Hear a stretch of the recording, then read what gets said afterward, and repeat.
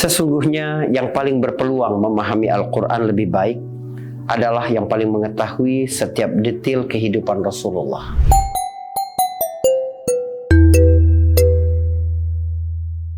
Apa kabar puasanya di hari ke-16? Mari kita bicara tentang sirah manusia yang paling agung pada hari ini.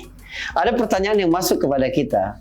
Kenapa kita harus belajar sejarah Islam di bulan Ramadan? Teman-teman, sebenarnya kita tidak hanya di bulan Ramadan belajar sirah nabawiyah. Dalam setiap kehidupan kita itu, kita mesti melihat pengalaman sirah untuk menjadi pelajaran bagi kita hari ini. Jadi umur kita itu terlalu singkat ya, kalau sekiranya harus menjalani sesuatu itu dengan coba-coba semuanya. Jadi trial and error terus, itu umur kita terlalu singkat. Maka kita butuh untuk mencontoh pengalaman-pengalaman sebelumnya. Anda kalau mau bikin rendang, Anda tinggal mengikuti bagaimana komponen-komponen bumbu dengan komposisi-komposisi yang sudah dikenal ya di dalam masyarakat, yang rasanya itu enak.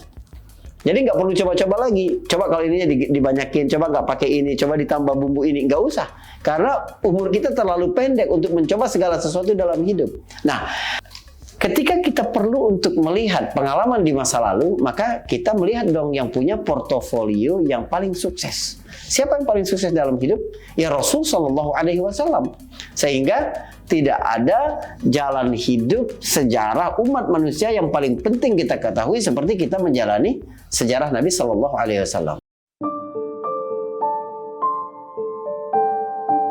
Kenapa kita harus melihat sejarah Nabi Sallallahu Alaihi Wasallam? Karena Nabi menjalani kehidupan yang lengkap. Artinya apapun yang kita alami dalam hidup, kita bisa melihat kehidupan Nabi Sallallahu Alaihi Wasallam. Begitu juga pengalaman-pengalaman pada profesi-profesi yang dijalani oleh Nabi itu, Nabi menjalaninya semuanya sukses. Jadi Nabi itu pernah menjalani peran sebagai orang miskin, pernah menjalani peran sebagai orang kaya, sebagai orang tertindas, sebagai orang berkuasa, sebagai murid, sebagai guru, sebagai panglima perang, sebagai juru diplomasi, sebagai artinya apapun peranmu dalam kehidupan, kamu dapat mencontoh Nabi Shallallahu Alaihi Wasallam. Nah, apa kaitannya dengan bulan Ramadan? Bulan Ramadan ini adalah bulan diturunkan Al-Quran. Bulan Ramadan ini momentum untuk dekat kepada Al-Quran. Amalan penting di bulan Ramadan selain puasa dan qiyamul Ramadan adalah membaca Al-Quran, mempelajari Al-Quran. Dan tidak mungkin seseorang dapat memahami Al-Quran dengan baik tanpa mengetahui sirah Nabi Sallallahu Alaihi Wasallam. Kenapa? Sebab kalau mau melihat Quran berjalan di tengah-tengah kehidupan manusia, ya lihat sirah nabawiyah. Bunda Aisyah ketika ditanya, "Kaifa kana khuluquh?" Bagaimana akhlak Nabi Sallallahu Alaihi Wasallam? Bunda Aisyah menjawab, "Kana khuluquhul Quran." Akhlak Nabi adalah Al-Quran, kata Bunda Aisyah. Jadi banyak sekali hal-hal yang kita temui secara normatif dalam tanda petik di dalam ayat-ayat Al-Quran, kita dapat melihatnya dalam kehidupan yang nyata, real dalam kehidupan Nabi SAW. Sebab ada banyak orang yang, mohon maaf, yang tidak faham makna innallaha ma'as sabirin. Allah bersama orang yang sabar. Mereka nggak faham. Yang mereka lihat adalah kalau kita sabar, Ustadz, kita nggak dapat proyek ini, kita nggak dapat kesempatan itu, yang ini diambil oleh orang lain. Dia melihat justru kesabaran membuat kita luput. Gimana sih bentuk dalam kehidupan nyata Allah bersama orang-orang yang sabar? Ya lihat sirah Nabi Sallallahu Alaihi Wasallam. Jadi ada kesesuaian yang luar biasa antara sirah Nabi Sallallahu Alaihi Wasallam itu dengan isi Al-Quran. Jadi dengan ringkas saya ingin katakan bahwa setiap rumah yang di dalamnya terdapat mushaf Al-Quran, wajib ada kitab sirah nabawiyah. Sebab di antara cara yang paling mudah untuk memahami Al-Quran adalah melihat sunnah Rasul Sallallahu Alaihi Wasallam. Bukan hanya sunnah verbal, baca hadis-hadisnya, tapi juga kehidupan yang nyata dalam keseharian Nabi Sallallahu Alaihi Wasallam. Bagaimana dia dengan keluarganya, bagaimana dia dengan sahabat, dengan tetangga, dengan rakyat, dengan musuh, dengan sahabat-sahabat. Itu memberikan kita pelajaran yang sangat baik. Sehingga cara kita memahami Al-Quran dalam aplikasi kehidupan keseharian memang benar-benar terwujud karena melihat sirah nabawiyah tadi. Ada pertanyaan menarik juga. Gimana caranya sirah Nabi 15 abad yang lalu bisa jadi pelajaran buat hidup saya saat ini?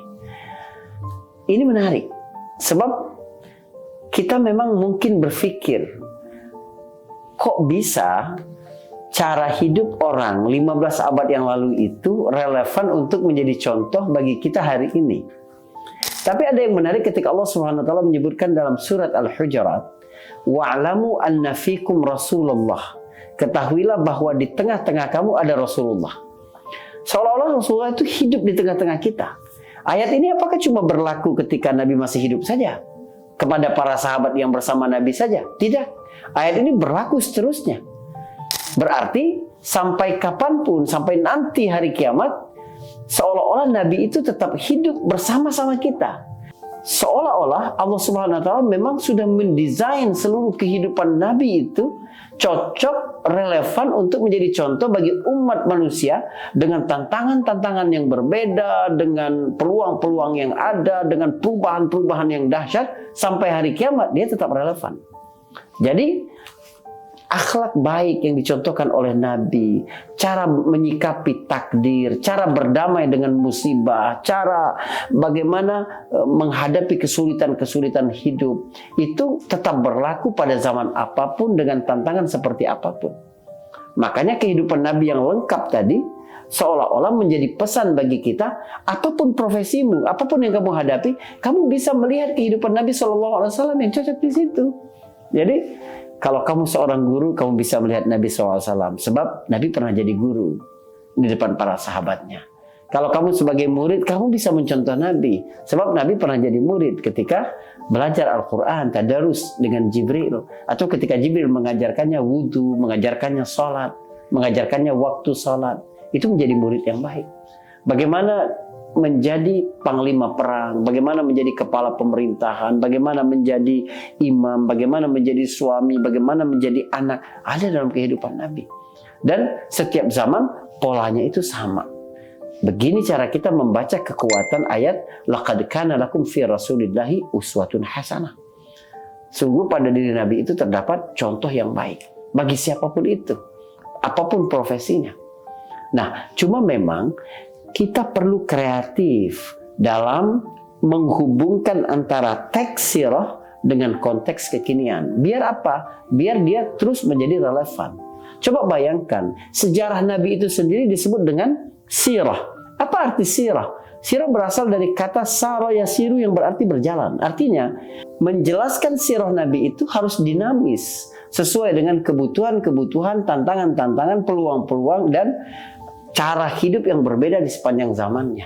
Maka cara kita menceritakan kisah perang Uhud 20 tahun yang lalu dengan sekarang berbeda. Cara kita menceritakan tentang Isra Mi'raj 50 tahun yang lalu dengan zaman sekarang berbeda. Cara kita menceritakan hijrah Nabi, kelahiran Rasulullah, masa kecil Rasulullah, bagaimana kita mengambil pelajaran-pelajaran dalam setiap fase-fase hidupnya itu, kita harus terhubung dengan konteks kekinian tadi. Jadi memang tidak boleh menghakimi sejarah masa lalu dengan standar hari ini. Tapi seluruh peri kehidupan Nabi, pengalaman-pengalaman sejarah itu selalu relevan, telah didesain oleh Allah Subhanahu wa taala tepat untuk dicontoh oleh umat manusia sampai nanti hari kiamat. Tonton terus Kurma dan semoga bermanfaat. Anda juga dapat menjadi penyambung kemanfaatan ini dengan menyebarkannya kepada orang lain. Jadilah penggerak kebaikan, maka pahala akan sama dengan yang lain. Bersama saya Faris Beki di Cerita Untung.